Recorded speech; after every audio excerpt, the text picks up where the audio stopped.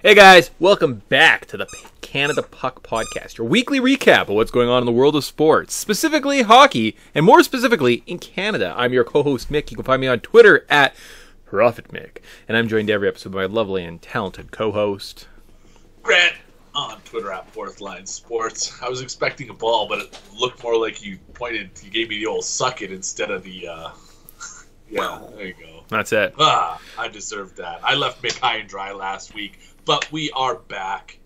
And you know what? We got a lot to talk about. Not just hockey specific. There's a lot going on.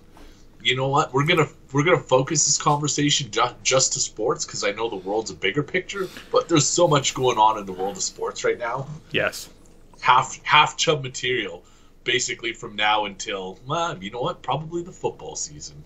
Oh, it just keeps going. Like, there's dates. I was looking at my calendar. I almost need to take... I just went back to work, and I almost need to start taking, like, a couple days off here or there just to, like, catch up with all my sporting goods. So, we're going to try and get through our hockey. So, we missed last week, so we're going to try and catch you up in the last 2 weeks of hockey, prep for this week, tonight of hockey, and then maybe leave some sports talk at the end. So, if you like a little baseball, you like a little football, we'll do that maybe instead of trivia.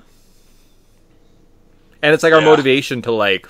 keep the pace going. So, like, if we get through hockey in 30 minutes, there's a lot to dive into. So, for your first show ever, welcome. We're going to do headlines. We're going to talk about the major Canadian teams, what's been going on in the last couple weeks with those guys, give you a little gambling advice, a little fantasy advice. See what happens. So, pull up the standings, reverse order. Sounds good? That's how we like to do things. All right. Reverse style. Right, all right. So we scroll down to the bottom. God dang, Montreal. Are you ever not going to be the worst team in the National Hockey League? Well, maybe one day. Because a new coach has made all the difference for the Habs. Things seem to be going all right. Their outcomes are going their way. Their metrics seem to be improving. Martin St. Louis... who would have known that his greatness has reaches into the coaching world because the Montreal Canadiens are the benefits of it, what he's implemented. To be honest, I'm still not intrigued enough to watch what's Montreal Canadiens game, so I don't know what the difference is. But I can tell you from looking at the box scores, things are going well. Yeah, there is a Seattle Kraken Montreal Canadian game. 31 versus 32. If the league was only 30 teams, they wouldn't exist. I don't know if I can get drunk enough to watch that game tonight, but, like, I might try. You know what? You just cued something in me. I'm excited to talk about it later in the show. All right. But these teams kind of deserve each other. It is kind of the battle of the basement, which is always sometimes turns out to be kind of entertaining hockey games. Yeah. Montreal, one thing working against them, Western Conference road trip. So maybe that's working against them tonight as they come back, settle in. But they've knocked off some big teams. Calgary Flames, Toronto Maple Leafs, maybe Edmonton Oilers qualify in that conversation, but giant killers over the recent stretch. Well, and one of the things we should note, put up in our head just for, like, later thoughts, look at when the Montreal Canadiens started turning things around. Was that mid-January, end of January? You've noticed a lot of these teams. So if we look at the bottom five here, Philadelphia, Buffalo, Arizona, Seattle, Montreal. They've been playing some pretty good hockey lately. And I think it's because... think of what a weird situation sports is, where you can be in these dire situations, you're in these toxic environments, you're in these crappy locker rooms, and there's a chance that if you play really well, a good team will take you out of your misery and put you in a winning environment. So all these guys try so much harder, especially the big clubs that are like, we're pretty much guaranteed a playoff spot, like we're second, third, we're almost playing for nothing. Why are the guys trying? Versus these guys that are literally kind of playing for like mid-season interviews. Lot of money to be made right now in the underdog market up until that trade deadline, because there's these guys that are trying really hard tonight. So yeah, like Grant said, Seattle, Montreal over, because we might see a hell of an offensive output from these clubs of just guys trying to basically get out of destitute, right? Trying to kind of move on. So very interesting. Something I've been paying attention to and been having a little bit of success lately is just kind of playing the big underdogs right now, because like the Buffalo Sabres, they suck, but they also have quality hockey players that want to get out of Buffalo, right? So, and this is their ticket out if they kind of exceed, right? So, just something to make note of. we are never going to get to baseball and football talk if we spend 10 minutes talking about the Montreal Canadiens. So who's next on the list? 26. That is still 7th. Top 10 pick, Ottawa Senators. What's going on with the Ottawa Senators? They have been trending in the right direction recently, I will say that. 4 straight games of 10-plus quality chances of 5-on-5, which is a good metric to have. But we're seeing the same thing that we've seen from them all season, and that is the learning curves of having a young team. Inconsistent. Yeah. Consistently inconsistent is maybe the best way to put it, because sometimes they look great, sometimes they look shit, and here they are. Hey, maybe that's why we've adopted them as our own. That's been kind of our mantra this year. Maybe that's what's our attraction, the universal attraction of the Senators. Is Canada Puck the Ottawa Senators of Canada sport hockey media? Oh man, that sounds like somebody could be, PhD worthy text right there. All right. Only we had smart friends. If I had a friend, I have Grant. That's about it. My dog, but I have to pay for my dog, and I have to pay Grant. So it's just I don't fuck people. I hate them. All right. Yeah, Senators. I'll be honest with you. The last 2 weeks, if you put a gun in my head, tell me something about the Senators. I don't know. I feel like maybe they upset somebody, but they probably also lost to someone that they should have. So Senators hockey. That was it. They kind of had a couple tough losses. They knocked off Seattle last time out. Drake Batherson's still out, but Brady Tkachuk, Josh Norris looked good. That's about it. Sweet. Cool. Yo. Scroll up the list a little bit. Winnipeg Jets at 20th. Oh, poor Winnipeg. I was looking into this, and I kind of gained a new respect for Paul Maurice in assessing where the Jets are now versus where they were with Paul Maurice. And then I was looking back at some Paul Maurice clips, like media clips. That guy's a gentleman. He's always he's flat affect. Nothing kind of rocks him off his rhythm. He's got this dry sense of humor. I can't wait to see where he ends up. Yeah. But the Jets could use a guy like Paul Maurice right now. 100%. And I mean, again, I think I said this actually probably 2 weeks ago, if memory serves me, or maybe the week before that. But Paul Maurice leaving the Jets unceremoniously, not due to some losing streak, him just being nope, done, out. The collection of talent that they put into that locker room is staggering. I think is I don't know. There's something fishy's going on with Winnipeg, right? So luckily, the head office can build kind of internally, because I don't think they're not drawing people to Winnipeg, obviously, and I wouldn't be surprised if we see the likes of the Scheifele's, Pierre-Luc Dubois move on right from Winnipeg sooner rather than later. So yeah, you would think with the right voice, the right presence, this could be just a quick retooling. Let's get everything figured out. And really, what it boils down to is let's just actually put some effort into building a defensive core, because that continues to be the limiting factor for the Jets, is just this sloppy, bad defensive zone coverage that costs them night after night.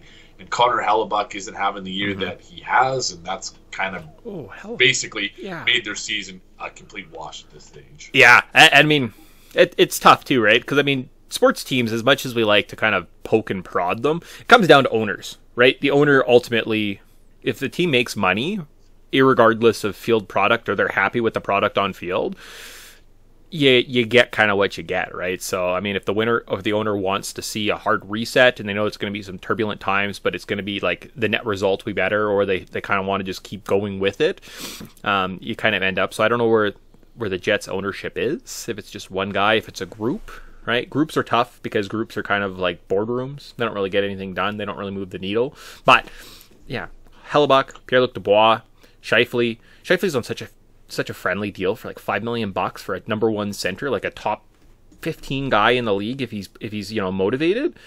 You think that's a king's ransom right there. So I mean, but those are probably bigger off-season moves than say a trade deadline, right? Yeah, I don't think you're going to see any major blow-ups at this stage. It is ownership group in Winnipeg, True North Entertainment, I think they're called. So you're right, probably a little bit tougher to do a complete rebuild, or basically just blow everything up. You're going to have multiple voices playing into it. I don't know. Like, I don't think that they're at that stage where they need to just explode everything. I think that they need a guy like Bruce Boudreau or Mike Babcock. Yeah. Like, and somebody to come in. And it is that very fine line too, right? What I'm coming more from the point of view of Paul Maurice left this organization for a reason. And I wonder if there is that internal just bug somewhere along the way, right? Like he knows something about the players that he's like, these guys just don't care, right? Mick, it's fucking Winnipeg, man. Oh, yeah. The obvious. What is it? Occam's razor? Occam's razor. Yeah. Oh, okay, makes sense. All right, I was reading too much into that. Let's keep scrolling up to 18th overall. So we're still in the bottom half of the league. So many Canadian teams down here. Come on, guys. Vancouver Canucks. The honeymoon phase is wearing off. Mm-hmm. Vancouver is kind of... Their defensive zone coverage hasn't been great. I didn't see how it came to pass last night. I kind of fell asleep around the second period mark. But they did have a comeback. I think they stole at least a point because I think it went to overtime. Caps in overtime last night. But I have big concerns with how their defensive zone coverage is kind of panning out.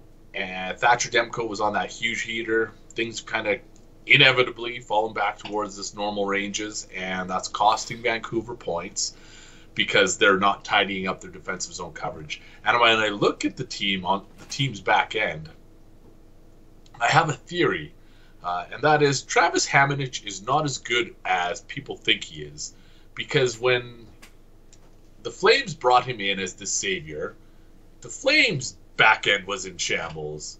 The Canucks bring Travis Hamonic in, and now their back end is in shambles. So maybe that guy gets too much credit for the work that he does because, there's just chances galore in Canucks games. Interesting. Yeah, I know specifically last week had pretty good interest with them in the Leafs playing the early game on Hockey Night in Canada. And, they're one of those kind of squads, too, where the guys that are kind of out the door, like JT Miller is playing all-world right now, but every other rumor has him leaving for some reason, right? Because they basically don't want to sign him in the offseason, but he's playing like a top 30 player in the league. Does he not? Do they not want to compensate and keep those kind of talents around? I don't know. Especially, I see it's like kind of like one of the big locker room guys. So it seems like another one of those teams that could go either way. Like if you get rid of JT Miller, a top 15 scorer in the league, do you make the playoffs? Do you want to make the playoffs? I don't know, right? So it just seems like there's kind of lots of answers up in the air with kind of where the Canucks are at this point in the season. Kind of be interesting to see where they go, right? I think the most logical step for them is to move Miller for assets, and that is we chatted about this a little while ago. Why not bring in a first-round pick, 2 first-round picks, and a young stud, and let him be a part of this younger core because they have a whole slew of guys under 23. JT Miller isn't old. He's less than 30. I don't know. Maybe he's 28, 29, something like that. But he's less than 30. So, like, still prime hockey years. You could get the King's ransom as you were describing for him, and the Canucks will be better off long-term because of it. The Boudreau test has paid off. Yeah. He has got this team in the right spot. They need a full season to compete under Bruce Boudreau before they have a legitimate shot at making the playoffs. So, move on from Miller, get what you can, and then your core will be better off in the long term because of it. Yeah, like I'm almost thinking, like because he does seem like such a heart and soul guy, I wouldn't be surprised if we see like I would feel more comfortable as a Canucks fan saying like Miller and Pettersson is my like 1-2 center going forward and getting rid of like a Besser, right, for like less assets and kind of trying to grow organically that way than like playing for the future, but. We'll see. Like I said, we'll kind of see based on how they do at the deadline. If they move on from him, that's it. But if they keep him around, I don't think it's a bad thing. Like I don't think would be a detriment paying him $8 million a season. It's gonna suck at the end of the contract, but right now that's kind of what he's worth. Yeah, you always have to go back to open market. Like, what's his open market value? Because there's a team that's going to give him 6 years at $8 million, and like, sure that gets you to mid-30s with him, but. Is it worth it? But then in 4 years, you just trade him to Arizona to absorb the cap hit, and you like give up a second or something and get a third in return. So you move down 30 picks, and you just like bury the contract in the desert. So. And JT Miller would love playing in front of tens of fans at the Arizona State University Stadium. It's a dream come true, really. I mean, what they're in this game for. As a young single man with some money, I kind of feel like playing at the ASU arena would be a hell of an experience. So, just saying. Get a stid just walking out the front doors. Attaboy. All right. Oh, my goodness. I just scrolled up to 17th. The Edmonton Oilers, what happened? Yeah, what did happen? Similar to the Canucks, the honeymoon phase kind of wore off a little bit. We're starting to see Edmonton's true colors under Woodcroft, and they are still better, I will say, than the previous regime. But the biggest concern for me is their compete level on the road, and that is they get outplayed terribly on the road, and that's been unique. That's not unique to Woodcroft. That's been a season-long theme. So they have to either elevate their play at home. They don't have to elevate their play at home. They have to have better outcomes at home because their play is fine. But on the road, they are going to need to get luckier. They're going to need to change some things. But because you can't get outplayed like 5 out of 6 times on the road and still expect to make the playoffs. Yeah, last I heard or checked in with the Oilers, because they're kind of at the bottom of my sports screen. Obviously, I don't check it that often. They were almost in second place. If they would have beat the Blackhawks or something, they lost in overtime. They would have been solidly in second. Looks like now they're probably in a wild card spot. So it's funny. It's funny that the West is so turbulent and there's so much parity. In the East, I think the top 8 teams are locked into the playoff spots at this point. We'll get to it at some point, but I'll show you. I was looking at the wild card spot, and I think it's Detroit is like the 9th team, and they're something like 20 points out of a playoff spot. So the East is just done. Like, East is done. Like, if you look at a playoff probability, it's just 8 teams, and then the West, it's anything can happen still, right? Like, there's a couple teams up top, but really it's just turbulence, so it'll be interesting to see how it all plays out. And I don't like this new method of division games counting for as much as they do. Mm-hmm. But that is one thing that the Oilers have been able to do is compete in division games. So maybe that benefits them in the long run, and they're able to kind of snag one of those top 3 spots instead of, languishing in one of the wild cards. I mean, I don't also think that playing for a playoff spot and having those stakes kind of a couple weeks before the end of the season is a terrible thing, right? Versus any team in the East right now, kind of the last month and a half of the season doesn't matter, right? You're like, we're in the playoff spot, why would we try hard, right? Like, I'm not going to win a personal award, we're kind of in 3rd place, we're going to stay in 3rd place, right? Like, there's nothing to play for versus these guys that care, that have to try. And I think it just kind of gets the momentum, and then you're not stuck like standing still at the start of the playoffs. So it's not a horrific spot to be in. Yeah, we'll see how. I'm interested to see how that theory plays out in practice in the first round of the playoffs, because it will be an interesting thing to pay attention to. It's always the rest versus rust argument. Mm-hmm. Sometimes it pays off, sometimes it doesn't. Well, and the Oilers will see too if they get aggressive at the deadline and move some pieces, try and bring in a goalie. Like, it's Occam's razor, as we say.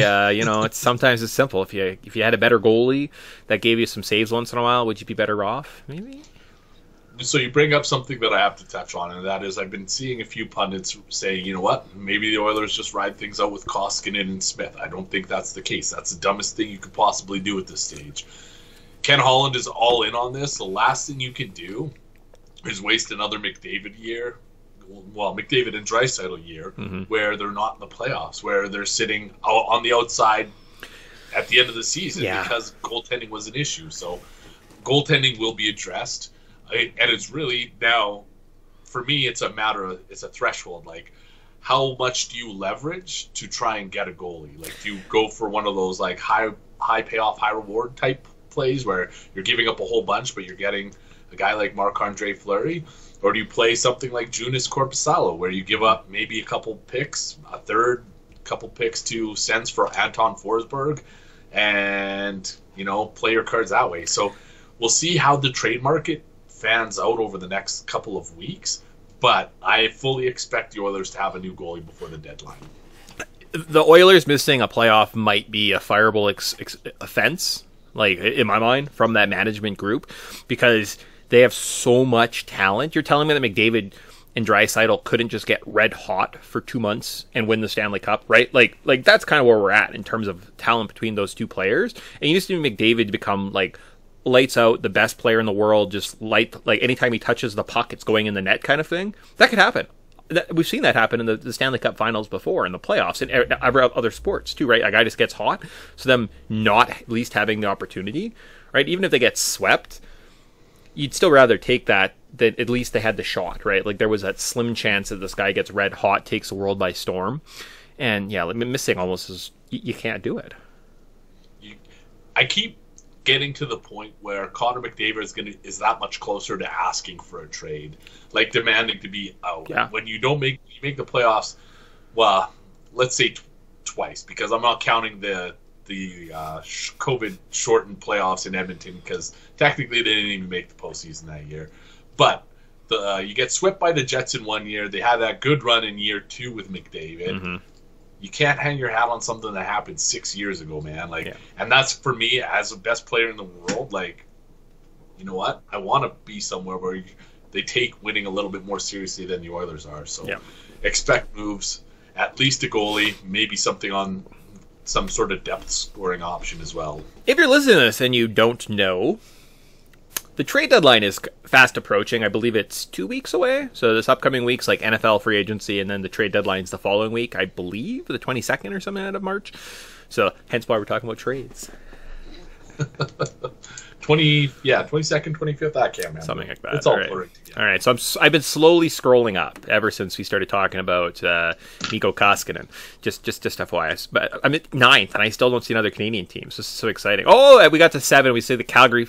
How are the Calgary Flames only... How are they below the Leafs? All right, go Calgary. They beat everybody. They beat the Avs in overtime. They beat the Tampa Bay Lightning when they come to town on a Thursday night that I was trying to score me and Grant free tickets to on Twitter. Come on, Flames. Yeah, you dicks. Fucking hell. I mean, I probably could have bought tickets because, like, I can't imagine, like, what are they, $100 or something? But I'm like, no, I want free stuff, damn it. I'm taking a principal stand against paying for Flames tickets because they are over... Calgary's like the most heated market. When the Flames are doing well, tickets are just through the roof. When they suck, you could go for basically sit in the second bowl for $25. Mm-hmm. And with the way they're playing, I think $25 barely even gets you a beer. So I'm on the free train with you on this one. However, I have some concerns. Concerns are arising with the Flames. And that is, I'm seeing the blips on the radar that we had seen with the Maple Leafs a few weeks ago that made me think that it's time for this team to enter a correction phase. They've been outplayed in 4 of their past 6 games, a span in which they have 5 wins. So completely opposite ends of the spectrum. Outplaying but winning. That's inflated their PDO past an sustainable level, and I think it's just a matter of time. I think they're going to go into a bit of a tailspin here, and...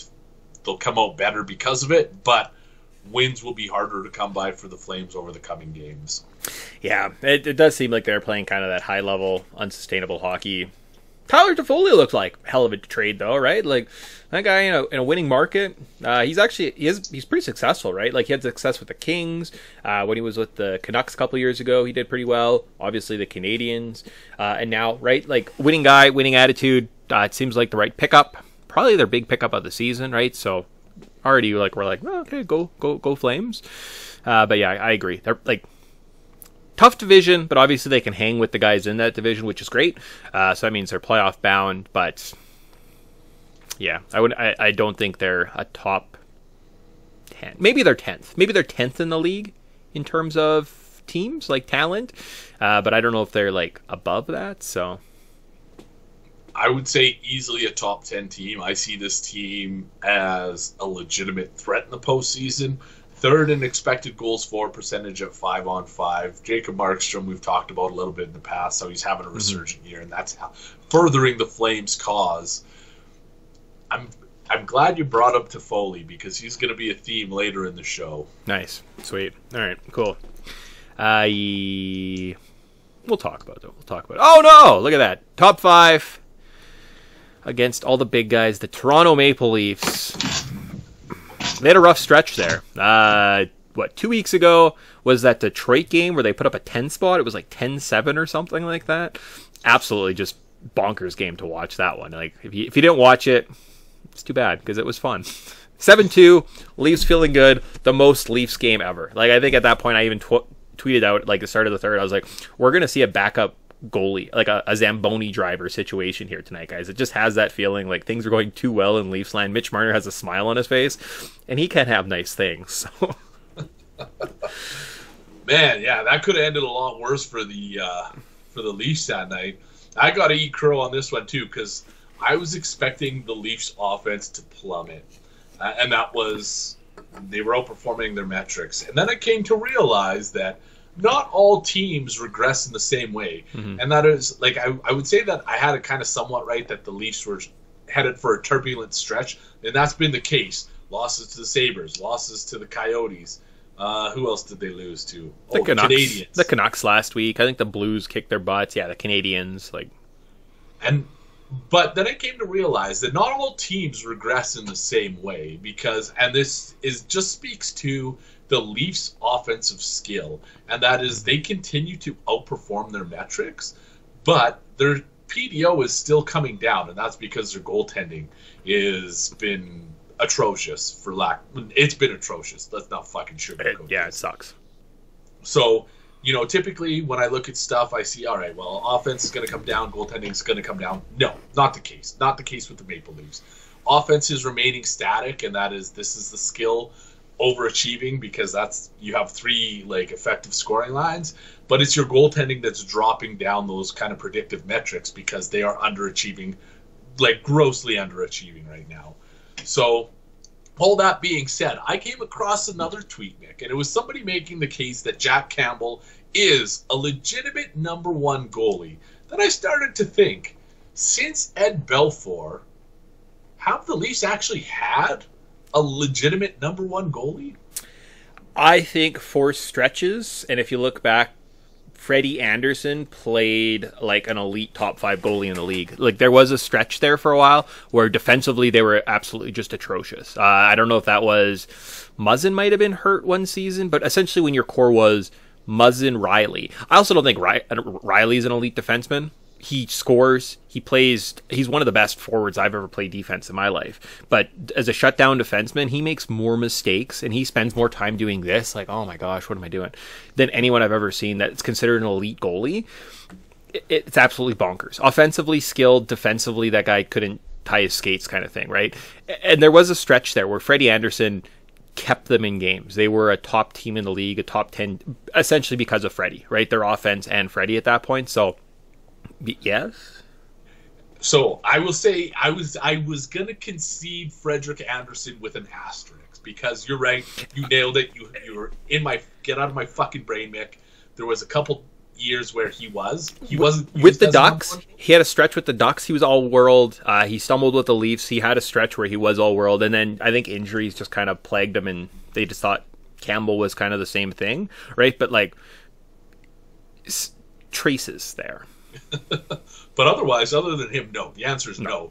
You had Ben Scrivens, James Reimer, Michael Telkvist, Jean-Sebastian Seguin. Reimer had such a nice smile, like how do you be mad at that?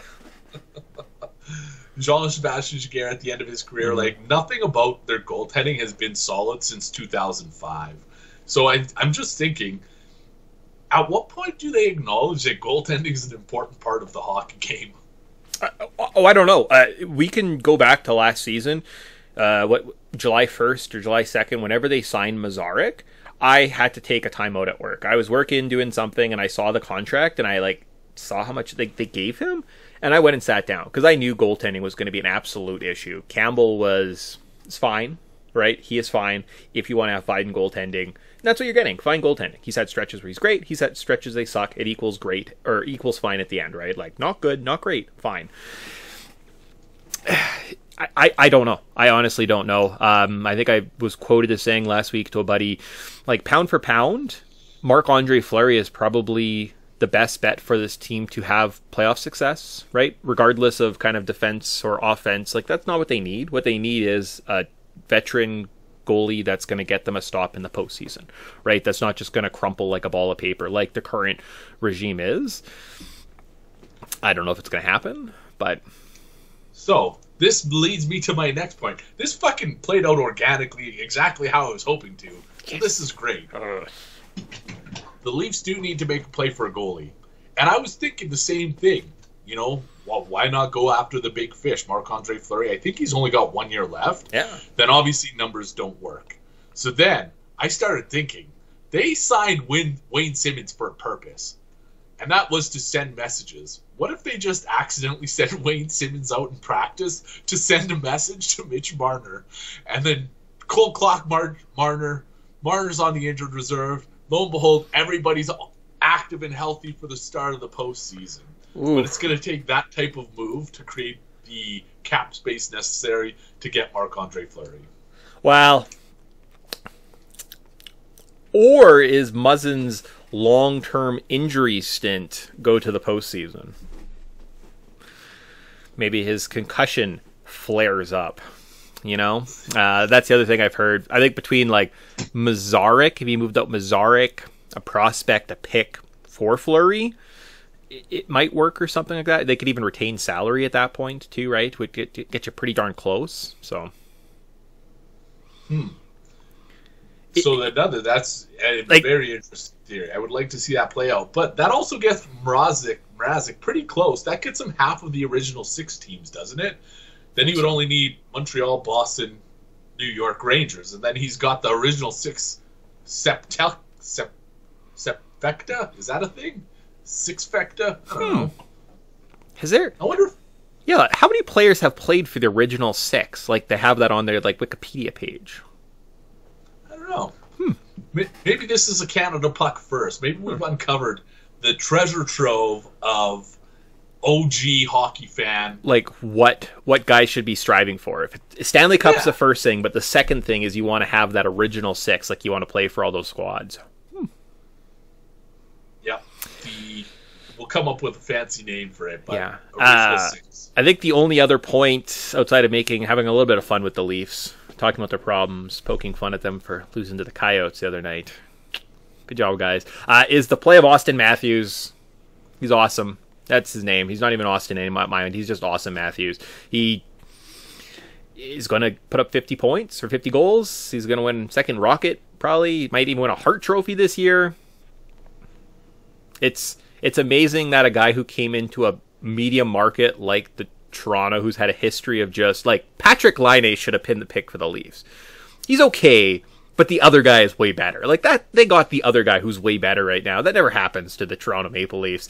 I'm just reveling, right? Win or lose, I'm happy to be a Leafs fan at this point, because, like, even people that want to make fun of you, they're like, well, that Austin Matthews is a good player. That's what Grant must get every day with Connor McDavid when they look at the Oilers. I'm just happy to be alive, you know?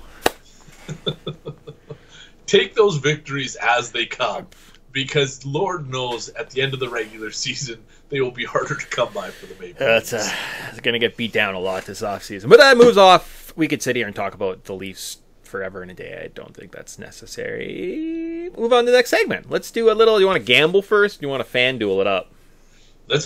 No, you know what? Fuck this. I need to shake things up. So let's do Bettor Advice first. We always do FanDuel. Things have been for me. Let's mix it up. I'm ready for a shake-up. Bettor Advice. Pew, pew, pew. All right, Bettor Advice. So each week we take 100 theoretical dollars. We wager it on any number of bets we want. We keep track of how we're doing, and then we get to brag about just how freaking cool we are. Or not. I did not put those down, but I know off the top of my head, I'm just going to pull up the odds. We're going to make some money tonight, guys. We've done pretty well in the past. I think I'm up... What's my little sheet look like? $489 on the season. So if you would have bet a unit, $100 every single week, you'd have an extra almost $500 in your pocket by taking my advice. You're welcome. Damn.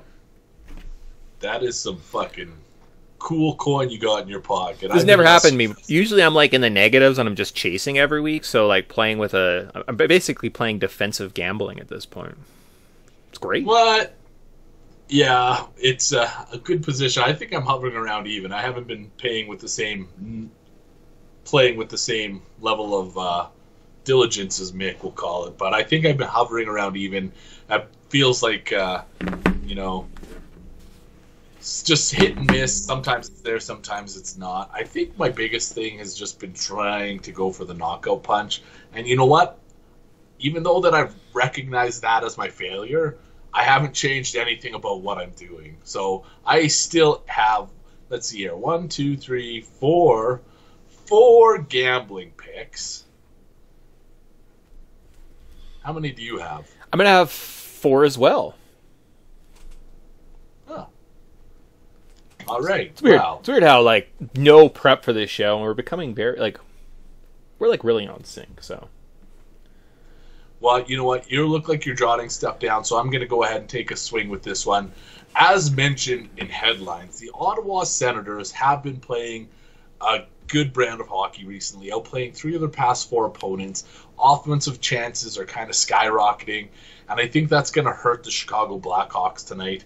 I know that everybody's been high on Marc-Andre Fleury, and I know that it's come in pieces for him, and that or come in waves for him where he's outperformed. But the other side of that coin is he's underachieved on a few occasions.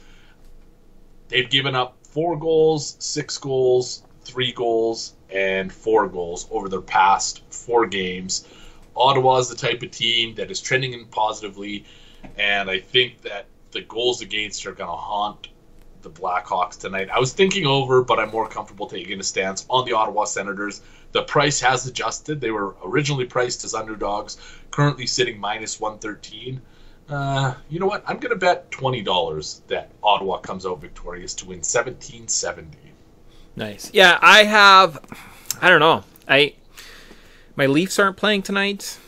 The only reason I wake up on Saturdays is to see Leafs hockey at 5 o'clock. So I don't even know what I'm doing it with my life anymore. But one thing I do know is there are some weird lines. There are some lines that smell fishy. There are a couple lines out there. We're going to start with the New York Islanders on the road in Dallas being underdogs. The Rangers are a top 10 team. That means any given night they can step up to the plate. If you're getting plus money on that, I think it's a fool's errand not to throw some money. So it's not great, but plus 115, I'll take plus money any day of the week when I see it. So $30 right there to win 64.50. I'll take it. I'll take me some Ranger road dog action. You know, that serves me well as an Oilers fan because one of the teams that the Oilers are chasing is the Dallas Stars. So, you know, a Stars loss would be, all things considered, a good thing for me and other Oilers fans. Moving down my list, I've taken over 6.5. Maybe I have taken more of a subdued approach, but over 6.5. Detroit Red Wings at Calgary Flames. Detroit, goaltending has been a big issue for them. Alex Nedeljkovic has been trash. They've gone over in 6 of their past 7, but they also have the offense to score goals. So it's not just a matter of, you know, goaltending sucks. Their offense is good. 6.5, and tying this back to the Flames earlier discussion too, Flames haven't been great over the recent sample. They've been giving up chances, so it's a good opportunity for Detroit to... I was thinking they're plus 2 something on the money line, but I like the over in this situation. Minus 106, over 6.5. You know what? I'm going to bump that down to $20 too. I now have 5 plays, Mick, and I think you know what the 5th one is. But $20 over 6.5, minus 106. Sweet. I've actually seen a line shift just this morning when I was trying to do my ticket while I was eating breakfast. I saw that it was minus 110. They figured it was pretty much a coin toss between the crappy Kraken and the crappy Canadians. It's sad that both their names sound with, or like have that alliteration with crappy, because that's what we're going to see. However, at even money, let's throw a little sprinkling onto the Seattle Krakens. Another $30 play. I'm thinking there's some underdog upsets out there on the table. You just got to find them. So we're going to get $30 on the Kraken to win 60. Easy. Double up. Done. On that note, I will also be taking a stake in this game. And I had originally played Montreal at minus 118. I saw that has been bought up to minus 128. Every once in a while, we see these 2 heavyweight juggernauts just go toe-to-toe in a game that inevitably ends up in overtime. Now, if you decrease that intensity by about 1,000%, you'll land somewhere in the Kraken versus Canadian zone. So these guys, even keel, evenly matched. Habs coming home from an extended road trip. Seattle's been comfortable on the Eastern Bloc or Eastern part of the country for the last few games. I think that this is an overtime game. And I'll just leave it at that. Sure. Both teams play defensively. I think it's going to make it to overtime. Plus 320, $20 to win 64. Only now am I realizing, as I'm looking at the scoreboard, that I have a lot of road dogs on my ticket today. Because I also have the Anaheim Ducks. They look on paper like they are better than the New Jersey Devils. However, the Devils have surprised me in the past, and when I've seen a couple teams be road dogs in New Jersey, they're playing pretty good hockey at home, so maybe I'll regret that one. But another $30 will be sprinkled on the Anaheim Ducks coming up with a win tonight. They might even be in our next segment. So, you know what? They will be, or you know what? Not the Ducks, the Devils will be. Okay. You know what? I was thinking Ducks too, but I just couldn't wrap my head around John Gibson's current play. So maybe if Gibson's not playing, then I would say you're better off. If Gibson's not playing, you're better off for being on that side. But Gibson's just been dog shit recently. That's what kept me off the Ducks. But I did adopt the underdog mentality with my final pick. Bit of a homer play, we'll call it. Edmonton Oilers plus 138 at home against the Bolts. These teams met 2 weeks ago, maybe not even 2 weeks ago. Edmonton outplayed them, but still ended up losing. They're at home. They've been absolutely outstanding under Woodcroft at home. Over their last 2 games, they have given up a combined 3 high-danger chances at 5-on-5. That's across 2 games. So much better at home. Undeserving of the plus 138 underdog price. I'm betting $20 that they get back in the win call, or they continue, because they did end up beating the Caps on Thursday, whatever night that was. Edmonton keeps the good times rolling at plus 138, $20. Hey, so I have one. You have 2? Is that right? Why don't you double up? I got 1 left. Oh, you have 1 left. All right. So Grant was talking about a knockout shot. It just seems like that kind of night. Underdog, City. What if I parlayed 5 of them together? What would happen? So if you've done the math, I've done 30, 30, 30. So I have $10 left. If we take San Jose at the Kings, and San Jose are actually home dogs, which maybe is the play I should have made all along. I'll remember that for later when I'm making my Sports Select ticket. The Rangers, Detroit straight up winning. Could happen. Seattle and Anaheim. You parlay all those together, you get plus 7,669 at $10. What's the payout on that? Like $770. Sounds great. I would love to have that in my pocket. And it's so easy to do. So easy to do that I'm going to do the exact same thing. I like my picks. I know that I have this fucking unwavering confidence. It always comes back to bite me in the ass. I'm parlaying all 4 of my wagers, $20, for a similar payout. If you parlay all 4, it's plus 35.61. So paying out $712.35 on a $20 wager, which is everything I have left. It's not terrible. It's not terrible at all. Coming for you, Mick. If this was a wrestling segment, I'd be storming out with the mic to say, I'm coming for your belt. Shit. I'd throw the mic down and I'd leave. But I needed to keep up my pants. Nice. Yeah, it's good. How did you do last week? 2 weeks ago? Recap. I think I had the Habs winning, apparently. So I only lost $30, but other than that, I didn't do well. I think I had an overtime bet that paid off, and that kept me above even. Let me just see if I can. It's hard to keep track of these things, Nope, there was no overtime wagers. So I probably did poorly. All right. Maybe it was the week before I hit an overtime bet. Maybe I got swept. Well, no, who knows? But we don't live in the past. We live in the here and now. Oh, yeah. Good luck to you. I think that you're coming from the right angle on a few of those plays, and hopefully it pays off tonight. That's Sharks. I'm going to be kicking myself next week when the Sharks win. That's a shame. Let's go to FanDuel. Let's see how we are doing in FanDuel. My dirty fantasy, as it was once called on this show, and then we just went specifically to this history. I think I pooped the bed. I had a streak for about 3 or 4 weeks, setting a lineup the night before, and then I would change it in the show, and then it turned out that I was just always wrong. Really was pissing me off. I think it was this one here, 26th Matthews. 26 was it. Yeah. Yeah. I mean, essentially that was the night where the Leafs went off. If you didn't have Mitch Marner, you were doomed, right? So if we pull up the leaders, if I can figure out how to get to there. No, let's just pull up the guy who has first. So first place versus my entry. Matthews, Marner, 73.6 points. Michael Bunting, 50 points. So those two guys alone almost could win you your pools. He also paired them with Matthews. I didn't do that. Brad Marchand did all right with 54 or 44.8 points. Matthews, 44 was great. But other than that, it's terrible. You know what? I can beat you. I had 2-0 scorers, and thanks for nothing, Charlie Coyle and Josh Brown, you twats. Mm-hmm. Brady Tkachuk, 1.6. I took the Tkachuk brothers. Matthew paid off. Brady did not. The other ones were basically average. But Dum Grant splurged on Alex Nedeljkovic, minus 8.8 points for a cool 83. What does that say? 83.6. Finished 1,045th out of 1,190. But I've changed my style. I'm tired of getting my ass handed to me. I played around over the last couple weeks. Been modestly, mildly successful, however you want to say it.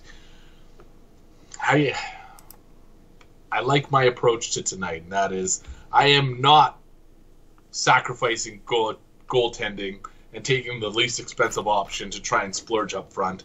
More balanced approach, more emphasis on defensive scoring, and that's one thing that I've actually enjoyed success with on non-podcast recording days. So, Nick, I let off on gambling or Bettor Advice. Let's hear who you got in FanDuel. I did a similar approach. I see that Jeremy Swayman, projected goalie for the Boston Bruins, is playing the Arizona Coyotes. I realize the Arizona Coyotes are playing very well. There's a lot of guys that are saying, I don't want to be here anymore. I don't want to play next season in the 3,000 seat arena. And they're trying to get out.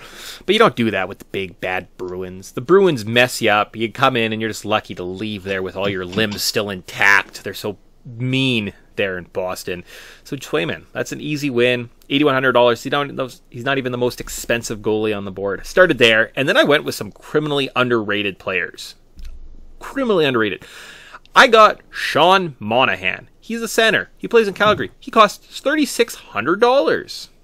Seems like just not enough. So I liked that play. I went with Max Comtos at $3,600. Forward, plays on the first line against the Devils. $3,600 for a winger. That seems criminally underrated. If we go to our... And then I have Nick Ritchie, projected second line center. He's put up something like 2 goals in the last 3 games playing with the Coyotes. He has a pip in his step. Former team against the Boston Bruins. Maybe it's a revenge game. Maybe he put something up at $3,800. I don't hate that. Those are my bargain plays. On defense, I went with former Flames captain Mark Giordano and Noah Hannafin at $5,000 and $4,500 respectively.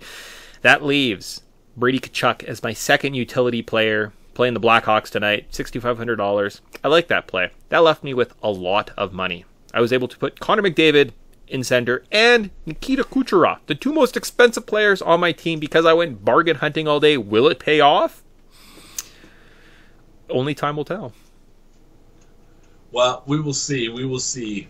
Balance is how I would say what my approach was. I wanted to do Connor McDavid. I have a good feeling about the Oilers and what they're bringing to the table tonight. But I've just been burned so many times by not having him in, or by having him in my lineup over the last little while. Just couldn't bring myself to do it. I'll real dollars on the Oilers, but I'm going to leave Connor McDavid off my roster today. That meant I basically had a surplus of money to balance things out. I'm going to start... Yeah, let's start up front. Anze Kopitar, $6,100 salary. This man does not get a lot of credit for what he does. He is 50 points through 50-something games. Underpriced on tonight's salary or slate against the San Jose Sharks, who have a tendency to give up a whole bunch of points. I like what this guy brings to the table on a nightly basis, but the thing that cinched it for me is that his on-ice PDO right now is 0.960. Hypothetically, it should be at 1. This guy is due for a substantive increase. He's also below his absolute totals. So that is, I think he's been on ice for something like 60 goals when it should be closer to like high 70s. All of that suggests that we should be expecting big things from Kopitar. Next to him, Josh Norris, $6,500. He's part of a bigger plan that I have with the Ottawa Senators. We'll get to that at the end. Norris seems to find his way onto the score sheet. Tons of starts in the offensive zone. Plays with best skaters, top power play line. Chicago, as mentioned, has a tendency to kind of get in their own way. So part of my Ottawa stack that we'll wrap up at the end. Tyler Toffoli. You brought up Tyler Toffoli. 12 points through 12 games. 7 goals over the past 7 goals in a Flames jersey. I said it earlier, I expect offense. Tyler Toffoli is going to play into that. Arturi Lehkonen, playing with the Montreal Canadiens. I'm not overthinking this. He has 8 points over his past 5 games, coming off a 3-point performance. He seems to be thriving under this new system. I like his chances against the Kraken. Rasmus Anderson, part of that high-scoring game in Calgary, like him on defense for 6,000. I took a shot with Ryan Suter, but you probably could have picked any Stars defenseman. I'm not sold on Suter, but I rolled the dice with him, $4,500. My concern with Stars defensemen is always that they have so many good ones, like Klingberg, Esa Lindell, Ryan Suter, Miro Heiskanen. Any one of those guys could go off. Maybe Suter's the guy tonight. I don't know. I'm not sold on Suter. Utility spots, got a whole bunch of money left. Artemi Panarin. Dallas has given up 10 or more high danger chances in 4 straight games. The Rangers offense is just on that level this year where they're finding ways to score. I think Panarin's under salary doesn't accurately reflect his actual fantasy ceiling tonight, so I'm making a play with stance on him, leaving me with 2 spots. Brady Tkachuk, Anton Forsberg, wrapping up my Ottawa Senators stack. You mentioned it. People are playing to get out of scenarios. Anton Forsberg is that goalie. He's a guy. He's been playing outstanding all year. He's been rumored to be available. He's a guy the Oilers have kind of been, softly linked to. I expect big things from him tonight. Brady Tkachuk skates next to Norris on the top line. I like these correlated plays because if your assessment is right, it could lead to big things. Hopefully it doesn't blow up in my face tonight. Sweet, yo. Yeah. I'm lamenting I don't have a Boston Bruin point getter on this squad. I thought about Marchand. He crossed my mind. But yeah, like I'm looking at this and I've got my Kucherov play. Could I get a defenseman? Maybe a defenseman squeaks some points, passes the puck up. If I got rid of Mark Giordano, could I afford any? I'm gonna regret this. Don't do it. Just stop what you're doing. This isn't gonna. Oh, I'm like 100 points away from Charlie McAvoy.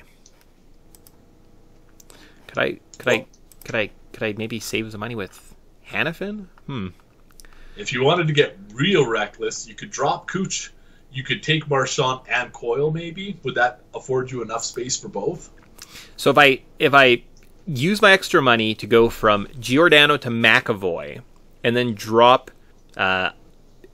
whatever Flames Hannafin to Hampus Lindholm, I'm gonna do that. Yeah, I'm not gonna worry about my. No, I'm not gonna. I shouldn't have done it. Why did I change it? I shouldn't have changed it. No, I'm just gonna save this. All right. So, did you change it or did you save it? Oh, I saved it. I do not have Mark Giordano or Noah Hannafin, so neither of those guys will get a single point tonight. And I'll be like, psh, genius. But Hampus Lindholm, hat trick. Yup. Well, if there's one team it can happen against, it's the New Jersey. It's John Gillies and the New Jersey Devils. That's it. 53 minutes. I thought we were going so fast. The time flies, they say, when you're having a good time. So. I guess. Yeah. I feel like we talked a lot. It's been a couple weeks. Things have happened. All right. So that's it. So normally, that's kind of our show. We'd have trivia. We do stuff. There's stuff on the back end. Today, though, as you notice, we're both wearing Russell Wilson jerseys, which are like reversed in the images I'm seeing, though. That's weird. Is one of ours like backwards? Or is it because we're a mirrored image of each other? Did I put mine inside out? Is it inside out? I don't know. Which way is the 3 supposed to go?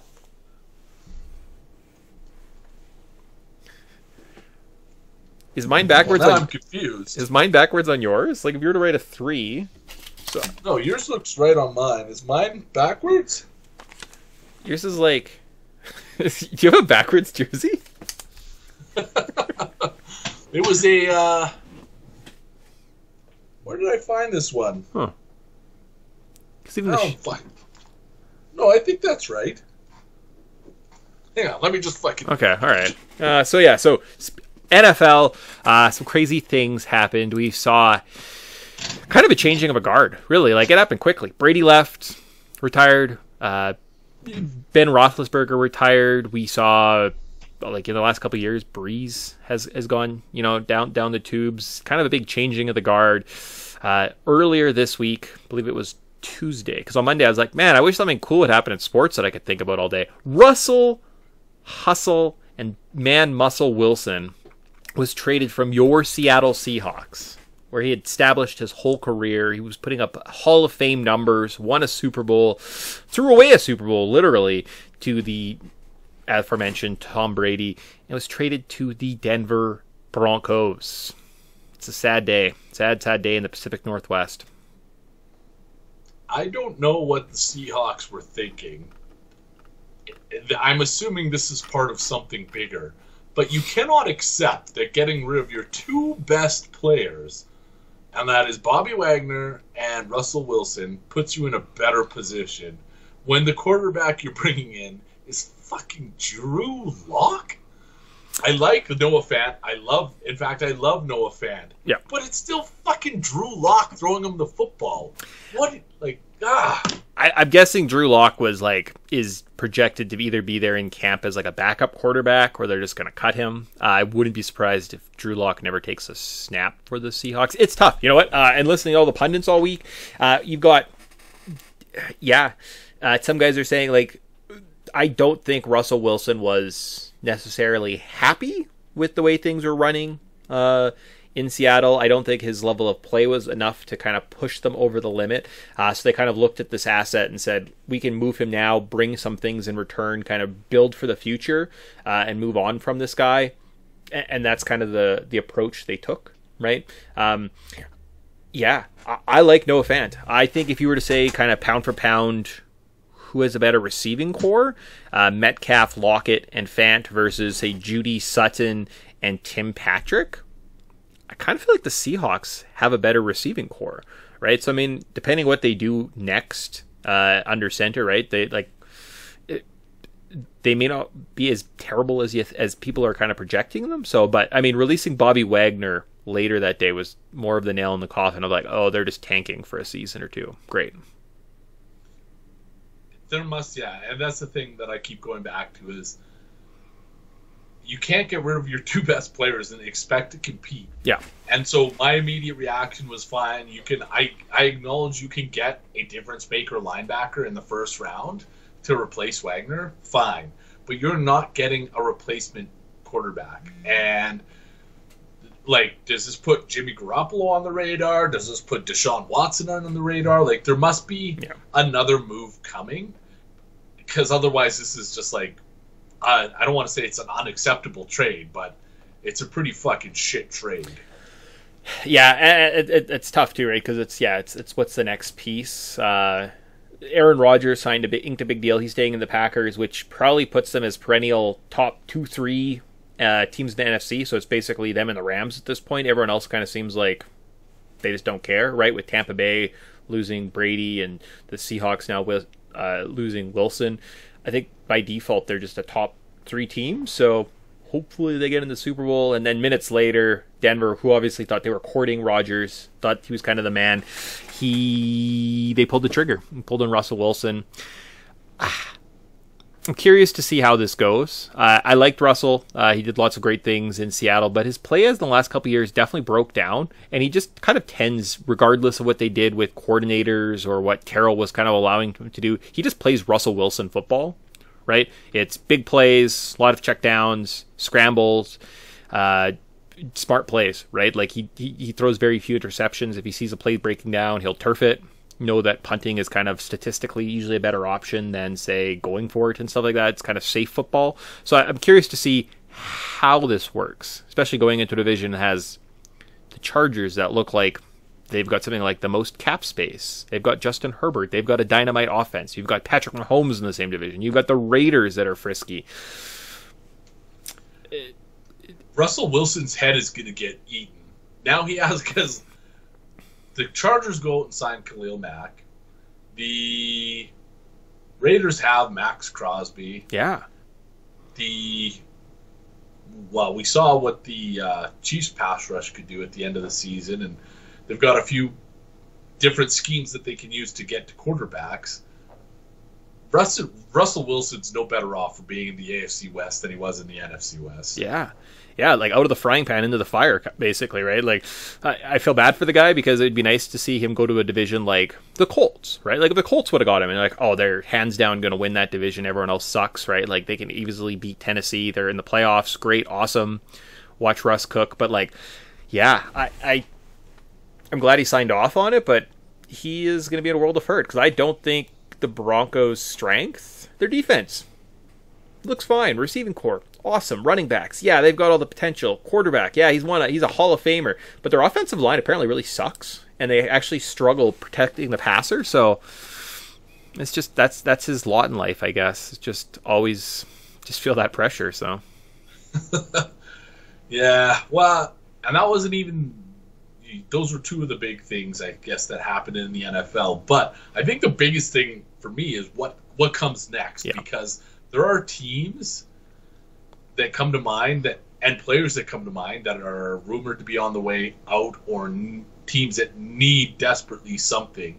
First team that comes to mind is Pittsburgh Steelers. Like, what the hell are they going to do for a quarterback? Mm-hmm. I thought maybe, like, in the back of my mind, I was like, if Rodgers doesn't pan out in Green Bay, I could see the Steelers making a play for him. But that obviously isn't the case. Russell Wilson's not an option. Carson Wentz basically got traded to an AFL franchise. Mm-hmm. I don't know, like, does that mean Garoppolo's the only logical fit for the Steelers now? Or do they just ride it out and hope for the best that Mason Rudolph? Yeah, I mean, it depends where their window's at, right? Like, defensively, I think they have to pay a lot of their guys, so their defense may get a little worse.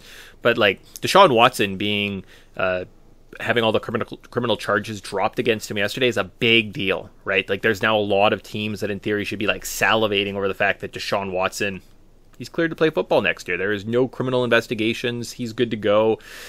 He probably doesn't want to play for the Houston Texans. Not only do they suck, but they've also treated him just absolutely terribly this last year. They refused to kind of get rid of him. So, like, you want to talk about top 5 quarterback that's going to be cheap?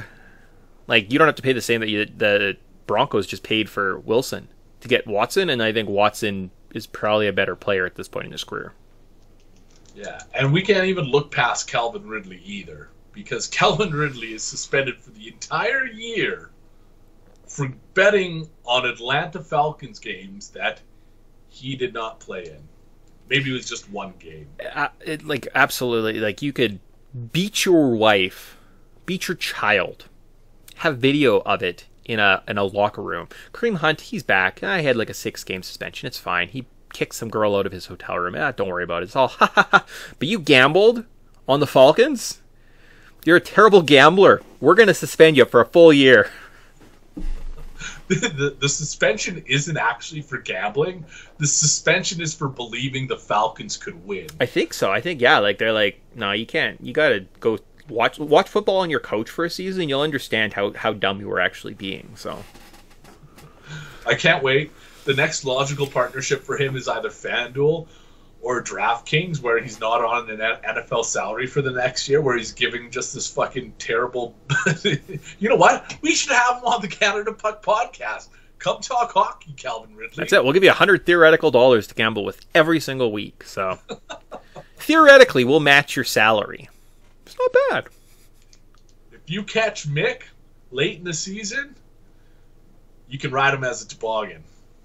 That's how it works. That's how it works. Yeah, so lots going on. Free agency starts off, I think, this Tuesday or something like that. So I'm sure we're going to see kind of a flurry of moves. Maybe things will start to kind of clarify what's going on with these teams. But this is our memorial cheers to Russell Wilson. Sad day.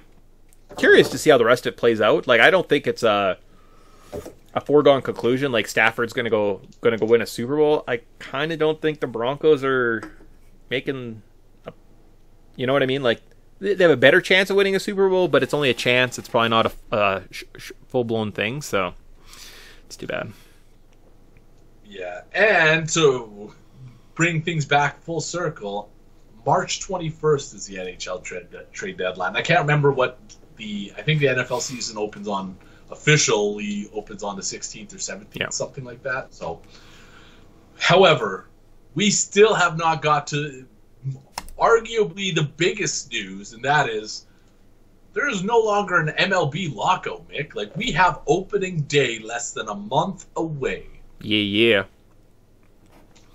It is. Go ahead. Grant's going to come at it with optimism, glory, childhood wonder in his eyes, merriment.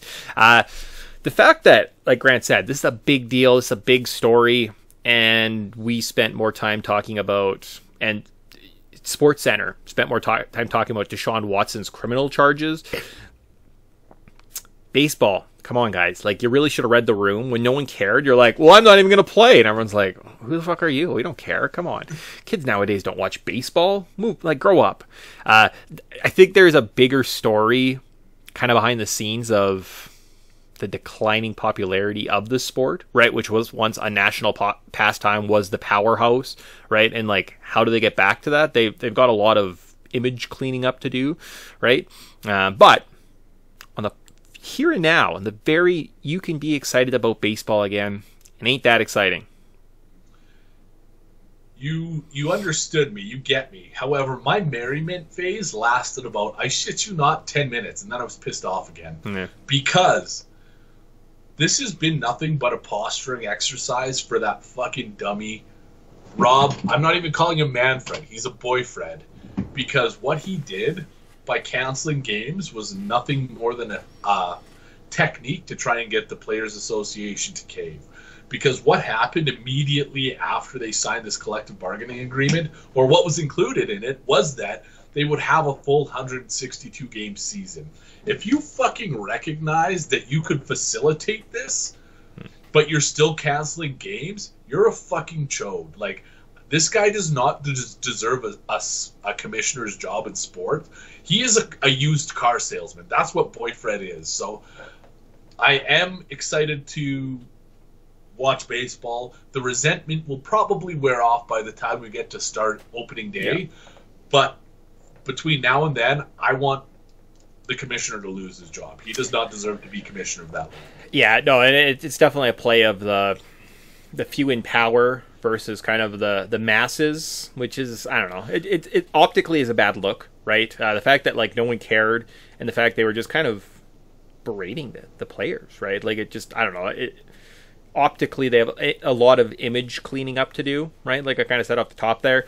So curious where to go, right? And last thing, they have a window to change rules, and one of the things being discussed is banning the shift. And I think that's just another fucking gross misstep to say, no, you're not allowed to shift anymore. And this hits me on a personal level as a Rays fan, because obviously they were one of the teams that pioneered this. But just fucking embrace what baseball is, and that is you get players who can, make these amazing plays, but this has always been a thinking man's sport. Yeah. And they're trying to make it something that it isn't. So we don't have to belabor the point. They're a bunch of fucking dicks. Hopefully there's nothing kind of... Pitch clock? Did we get a pitch clock? The pitch clock has been in for the last couple of years, I think. It's basically you have 20 seconds between pitches, I believe. All right. But there's a bunch of goofy stuff being kicked around. Again, it's just this resentment phase. I think that once baseball actually starts, it'll be a different story. But I am looking forward to opening day and a full 162 game schedule. Well, not only that, but like there was kind of just a pause on MLB free agency. We've actually seen this. Like, this isn't just like a shock of like weird. We've seen this for a while where top free agents are almost systemically blocked out by every single team until, say, like early spring training, right? Because they're like, we're not going to pay players what you're asking type thing, right? Or guys have been dicked around with contracts by owners, by teams for the last little while, right? So it's coming to the head. So in theory, there's still a lot of free agency, a lot of free agents, MLB free agents that'll probably get you excited, right? When you start seeing these signings occur in the next couple days, floodgates will open. You'll get right back into it. Don't kid yourself. You'll love it. So the one thing that always gets me excited is coming up with all my ball food snacks that I'm going to make for opening day. Because basically I just sit and watch baseball and eat food and drink beer all day. So that is something that I'm very excited about. Yeah, that's and fun. It's all going to play out. But unless you have anything else, we're just cruising past $1.10 here. So long. That's it. We've never went this long. That's not bad. 15 minutes to talk about all that. Get caught up. I mean, at the rate it's going, we almost like, I don't want to say we're hamstrung into this, but there's so much going on in the world of sports. All of our shows might end like this the next like couple weeks. Isn't that just horrific? Just the worst. Just the worst. But we wouldn't wrap anything up. Not without our babe of the week. I'm really excited about this one. Her name is Sephora Maria Nuri. She lives in Miami and Ibiza. She's been on Playboy cover model 4 times. Her Instagram handle, Sephora, SEPHORAMN.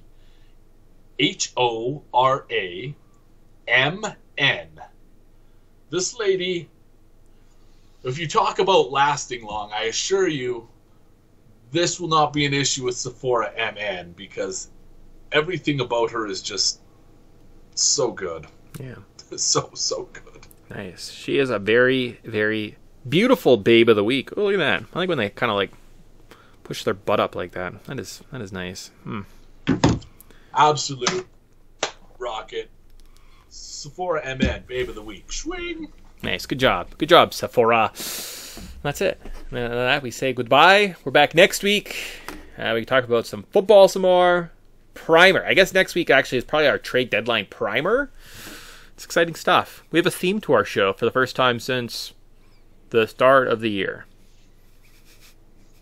We made it. We made it, fam.